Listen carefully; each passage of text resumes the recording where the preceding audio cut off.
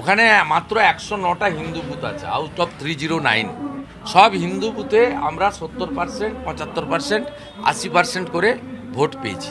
সব হিন্দু বুথে আমরা 70%, 75%, 80% করে ভোট পেয়েছি। কালীগঞ্জ বিধানসভা উপনির্বাচনে ফল প্রকাশের দিন গণনার শেষে আমাদের রাজ্যের বিরোধী দলনেতা শুভেন্দু অধিকারী মহাশয় দাবি করেছিল যে কালীগঞ্জ বিধানসভা কেন্দ্রের অন্তর্গত যে 308টা বুথ রয়েছে তার মধ্যে যে 109টা হিন্দু মেজরিটি বুথ রয়েছে সেই 109টা হিন্দু মেজরিটি বুথে ভারতীয় জনতা পার্টি 70 থেকে 80% ভোট পেয়েছে। এবং সেই তথ্য দিয়ে তিনি দাবি করেছিলেন যে কালীগঞ্জে যেভাবে 70 থেকে 80% হিন্দুরা ভারতীয় জনতা পার্টিকে ভোট দিয়েছে সেইভাবে যদি আগামী বিধানসভা নির্বাচনে 2026 বিধানসভা নির্বাচনে সমগ্র পশ্চিমবাংলার হিন্দুদের 70 থেকে 80% ভোট ভারতীয় জনতা পার্টি পায় তাহলে 2026 বিধানসভা নির্বাচনে ভারতীয় জনতা পার্টির সরকার হবে পশ্চিমবাংলায়, হিন্দুদের সরকার হবে পশ্চিমবাংলায়। আর গতকাল নির্বাচন কমিশন কালীগঞ্জ বিধানসভা উপনির্বাচনের বুথভিত্তিক ফলাফল প্রকাশ করার পর দেখা যাচ্ছে কালীগঞ্জ বিধানসভার 308টা বুথের একটা বুথেও ভারতীয় জনতা পার্টি 70% ভোট শেয়ার ক্রস করতে পারেনি। অর্থাৎ শুভেন্দু অধিকারী যে দাবিটা করেছিল যে কালীগঞ্জের 70% হিন্দু ভোট ভারতীয় জনতা পার্টি পেয়েছে, 109টা হিন্দু মেজরিটি বুথে ভারতীয় জনতা পার্টি 70 থেকে 80% ভোট শেয়ার ক্রস করেছে, নির্বাচন কমিশনের তথ্য সামনে চলে আসার পর দেখা যাচ্ছে তা সর্বৈব ভুল এবং মিথ্যা। আর নির্বাচন কমিশনের এই বুথভিত্তিক ফলাফলের রিপোর্ট সামনে চলে আসার পর শুভেন্দু অধিকারী সেদিনকে যাদের বোকা বানিয়েছিল ভুল তথ্য সম্প্রচার করে ভারতীয় জনতা পার্টির সেই কর্মী সমর্থক এবং পশ্চিমবাংলার এক অংশের হিন্দুদের কাছ থেকে নিজের মুখ বাঁচাতে, নজর ঘোরাতে পশ্চিমবাংলায় কেন ভারতীয় জনতা পার্টি মুসলিম ভোট চায় না বা সংখ্যালঘু ভোট চায় না তার একটা ফিরিস্তি হিসাবে এই কালীগঞ্জ উপনির্বাচনের সংখ্যালঘু বা মুসলিম মেজরিটি এলাকার কয়েকটা বুথ ভিত্তিক চার্ট তিনি তার নিজের সোশ্যাল মিডিয়া হ্যান্ডেলে প্রকাশ করেছে, যেখানে দেখা যাচ্ছে সেই বুথগুলোতে ভারতীয় জনতা পার্টি 1 থেকে 50-এর মধ্যে ভোট পেয়েছে। আর এই তথ্য পরিবেশন করে শুভেন্দু অধিকারী নিজের দেওয়া ভুল তথ্যের জায়গা থেকে ভারতীয় জনতা পার্টির কর্মী এবং পশ্চিমবাংলার এক অংশের হিন্দুদের নজর ঘোরানোর চেষ্টা করছে। বলছি শুভেন্দু অধিকারী মহাশয়, আপনার যদি বুকের পাটা থাকে, আপনার যদি এত দম থাকে, তাহলে আপনি যেভাবে এই মুসলিম মেজরিটি বুথগুলোর কয়েকটা চার্ট আপনি আপনার সোশ্যাল মিডিয়ায় প্রকাশ করেছেন, ঠিক একই রকমভাবে ভারতীয় জনতা পার্টি কালীগঞ্জ উপনির্বাচনে কটা বুথে কোন কোন বুথে 70% হিন্দু ভোট পেয়েছে তার একটা লিস্ট বা তার একটা চার্ট প্রকাশ করুন আপনার সোশ্যাল মিডিয়াতে। বাপ কো ভেজ, তেরে বাস কি বাত নেই। নির্বাচন কমিশনের হিসাব বলছে 2021 বিধানসভা নির্বাচনে কালীগঞ্জ বিধানসভা কেন্দ্র থেকে ভারতীয় জনতা পার্টি 30.91% ভোট পেয়েছিল এবং 2024 লোকসভা নির্বাচনে কালীগঞ্জ বিধানসভার নিরিখে কালীগঞ্জ বিধানসভার হিসাবে ভারতীয় জনতা পার্টি 31.5% ভোট পেয়েছিল। কিন্তু এই উপনির্বাচনে 2025 উপনির্বাচনে বাই ইলেকশনে ভারতীয় জনতা পার্টি সেখানে 28.29% ভোট পেয়েছে। অর্থাৎ 2021 বিধানসভা নির্বাচনের তুলনায় ভারতীয় জনতা পার্টির ভোট শেয়ার কমেছে 2.62%। 2024 লোকসভা নির্বাচনের তুলনায় ভারতীয় জনতা পার্টির ভোট শেয়ার কমেছে এই উপনির্বাচনে 2.76%। আর এরপরেও আমাদের রাজ্যের বিরোধী দলনেতা ঢাক পেটাচ্ছে যে আমরা যেটা আশা করেছিলাম সেটা হয়েছে। আর তা শুনে 4টে ইউটিউবার আর এক গাছে দাদার তৈলমর্দনকারী দুয়ার তুলে নাচতে শুরু করেছে। মানে বলেছে পুঙ্গির ভাই, আনন্দের তো আর সীমা নাই। এই কালীগঞ্জ উপনির্বাচনে সব থেকে যদি ভালো ফলাফল কেউ করে থাকে সেটা করেছে বাম কংগ্রেস জোট। 3.83% ভোট শেয়ার বাড়িয়েছে। 2021 বিধানসভা নির্বাচনে বাম কংগ্রেস জোটের এই কালীগঞ্জ বিধানসভায় ভোট শেয়ার ছিল 11.38%। আর এই উপনির্বাচনে 2025 উপনির্বাচনে সেই ভোট শেয়ার বেড়ে দাঁড়িয়েছে 15.21%। আর এই বাম কংগ্রেসের ঘুরে দাঁড়ানো, বাম কংগ্রেস তাদের ভোট শেয়ার পুনরুদ্ধার করাটাই আমাদের রাজ্যের বিরোধী দলনেতার রাতের ঘুম কেড়ে নিয়েছে।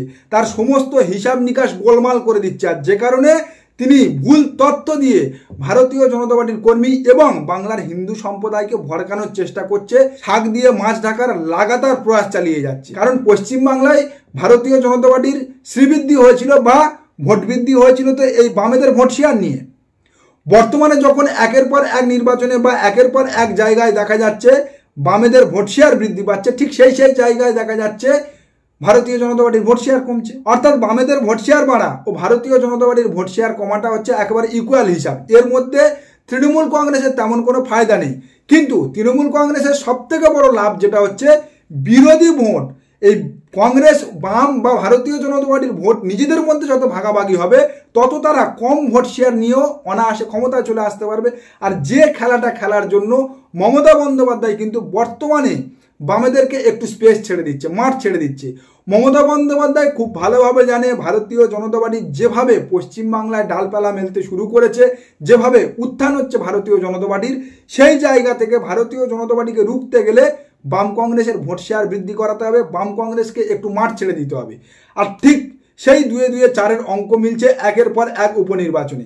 একের পর এক উপনির্বাচনে আমরা দেখতে পাচ্ছি বাম কংগ্রেস কিন্তু তাদের ভোট শেয়ার বাড়াচ্ছে। বর্তমানে যদি এই ধারা চলতে থাকে, অর্থাৎ বামেদের যদি এই টুকটুক করে ভোট শেয়ার বাড়তে থাকে আর ভারতীয় জনতা পার্টির ভোট শেয়ার কমতে থাকে, তাহলে সেটা কিন্তু আগামী 2026 বিধানসভা নির্বাচনের জন্য সবথেকে বড় অশনি সংকেত হতে চলেছে ভারতীয় জনতা পার্টির জন্য এবং শুভেন্দু অধিকারীর জন্য।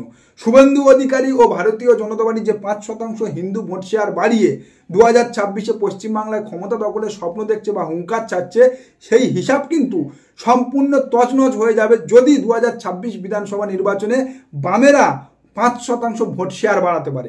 মাত্র 5% ভোট শেয়ার যদি বামেরা বাড়াতে পারে, তাহলে 2026 বিধানসভা নির্বাচনে পশ্চিমবঙ্গ বিধানসভায় একক মেজরিটি বিরোধী দল হিসাবে ভারতীয় জনতা পার্টির উঠে আসাটা যথেষ্ট বেগের হবে। আর এই কালীগঞ্জ উপনির্বাচনে বামেদের একটু ভোট শেয়ার বাড়ার পরে, অর্থাৎ মরা গাছে একটু জল পড়ার পরে বাম যুবনেত্রীরা লাফালাফি শুরু করে দিয়েছে।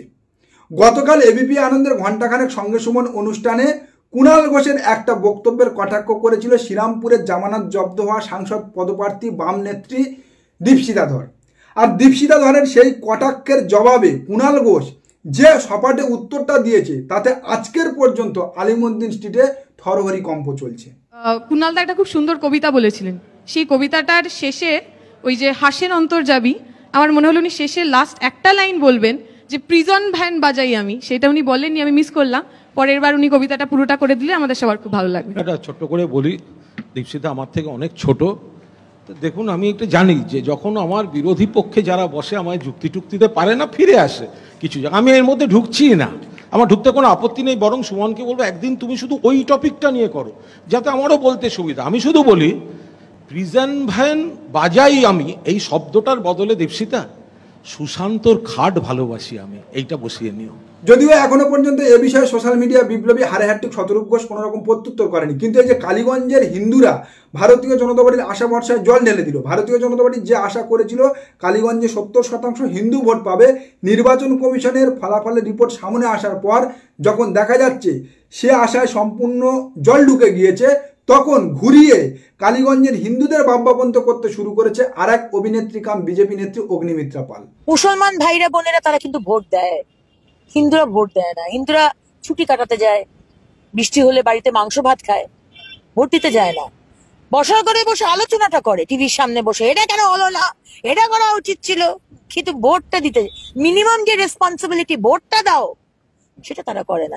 মানে একদিকে শুভেন্দু অধিকারী মহাশয় বলছে কালীগঞ্জের 80% হিন্দুরা ভারতীয় জনতা পার্টিকে ভোট দিয়েছে, আর আরেকদিকে অগ্নিমিত্রা পাল মহোদয়া বলছে যে কালীগঞ্জের হিন্দুরা ভোট না দিয়ে মাংস ভাত খেয়ে ঘুমাচ্ছে। এখন কার কথা নেবেন, কার কথাটা সত্য বলে মানবেন, শুভেন্দু অধিকারীর কথা নাকি অগ্নিমিত্রা পালের কথা? কিন্তু নির্বাচন কমিশন তো অন্য কথা বলছে। আর এদিকে শ্রমিক বাবু, আমাদের বঙ্গ বিজেপির আর এক সবজান্তা, তিনি ঘাটাল মাস্টার প্ল্যান নিয়ে তৃণমূল কংগ্রেসকে দায়ী করছে। তৃণমূল কংগ্রেসের কারণেই নাকি কেন্দ্র সরকার ঘাটাল মাস্টার প্ল্যান করতে পারেনি। ঘাটাল মাস্টার প্ল্যান বাস্তবায়িত হচ্ছে না, তার জন্য দায়ী হচ্ছে তৃণমূল কংগ্রেস। ঘাটালের পুরনো মাস্টার প্ল্যানের কে বর্তমানে এক্সিকিউট করতে গেলে যে জিও ইঞ্জিনিয়ারিং প্রবলেমের সম্মুখীন হতে হচ্ছে, তার কারণ হচ্ছে তৃণমূল কংগ্রেস এবং তাদের সীমাহীন লোভ এবং প্রাতিষ্ঠানিক লোভ। বলি শ্রমিক বাবু, ভাত দেওয়ার ক্ষমতা নেই, কিল মারার বসায়, কথাটা নিশ্চয়ই শুনেছেন। গত 12 বছর ধরে রাজ্য সরকার এবং তৃণমূল কংগ্রেসের নির্বাচিত এমপিরা লাগাতার ধর্ণা দিয়েছে কেন্দ্র সরকারের কাছে। একের পর এক পার্লামেন্ট সেখানে তুলেছে ঘাটাল মাস্টার প্ল্যানের কথা, কিন্তু কেন্দ্র সরকার কোনো রকম হেলদোল করেনি, কোনো রকম ভূক্ষেপ করেনি এই ঘাটাল মাস্টার প্ল্যান নিয়ে, কারণ ভারতীয় জনতা পার্টি আপনাদের দল সেখানে ক্ষমতায় নেই। আর আজকের যখন রাজ্য সরকার তার নিজের তহবিল থেকে 150 কোটি টাকা বরাদ্দ করে ঘাটাল মাস্টার প্ল্যান করার কথা বলেছে, তখন প্রথম বছরে অর্থাৎ শুরুতেই আপনারা তৃণমূল কংগ্রেসকে দায়ী করছেন ঘাটাল মাস্টার প্ল্যান বলে কেন এখনো পর্যন্ত তারা সম্পন্ন করেনি। রাজ্য সরকারের পক্ষ থেকে পরিষ্কার বিবৃতি দিয়ে জানানো হয়েছে যে 2025-26 অর্থবর্ষে 500 কোটি টাকা বরাদ্দ হয়েছে। মোট বাজেট 1,500 কোটি টাকা, তার মধ্যে 500 কোটি টাকা বরাদ্দ করা হয়েছে এবং অলরেডি কাজ শুরু হয়েছে। যে কাজটা শেষ হতে মিনিমাম 2 বছর এবং ম্যাক্সিমাম 4 বছর সময় লাগবে, সেখানে এই 2025-26 অর্থবর্ষে কাজ শুরু করে এর মধ্যে কি কাজটা সম্পন্ন করা সম্ভব? আপনারা হাত ধুয়ে রাজনীতি করতে লেগে গেছেন, হাত ধুয়ে পিছনে পড়ে গেছেন, যেখানে লাগাতার গত 12 বছর ধর্ণা দিয়ে আপনাদের পায়ে তেল মালিশ করার পরেও, কেন্দ্র সরকার তেল মালিশ করার পরেও কেন্দ্র সরকার একটা টাকা একটা পয়সা বরাদ্দ করেনি ঘাটালবাসীর জন্য, ঘাটাল মাস্টার প্ল্যানের জন্য। সেখানে আজকে যখন রাজ্য সরকার করছে তখন রাজ্য সরকারের পিছনে লেগেছেন শুধুমাত্র রাজনীতি করার জন্য। আর আপনাদের এই লাগাতার মিথ্যা ছড়ানো এবং মিথ্যা অপপ্রচারের ফলে বাংলার মানুষ আপনাদের পাশ থেকে সরে যাচ্ছে, আপনাদের থেকে দূরে সরে যাচ্ছে। শুভেন্দু অধিকারী মহাশয় গিয়েছিল অশোকনগরে সভা করতে। শুভেন্দু অধিকারী মহাশয়ের বক্তব্য রাখাকালীন ভারতীয় জনতা পার্টির কর্মী সমর্থকরা উঠে চলে যাচ্ছে। সেখানে বলতে হচ্ছে আর 1 মিনিট বসুন, আর 1 মিনিট বসুন। ভাবুন কোন জায়গায় এসে দাঁড়িয়েছে। ভারতীয় জনতা পার্টির কর্মীরা শুভেন্দু অধিকারীর বক্তব্য চলাকালীন সভা ছেড়ে উঠে চলে যাচ্ছে। আমরা বানের জলে ভেসে আসিনি। 2,33,27,000 মানুষ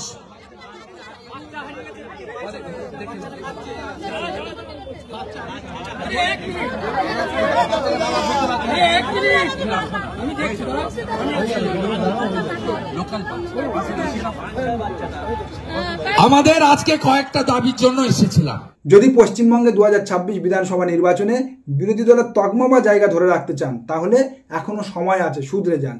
নমস্কার, আজকের প্রতিবেদন এখানে শেষ করছি। দেখা হচ্ছে আগামী কোনো প্রতিবেদনে। আমাদের প্রতিবেদন সম্পর্কে আপনাদের মতামত অবশ্যই জানান আমাদের কমেন্ট সেকশনে। সবাই ভালো থাকবেন।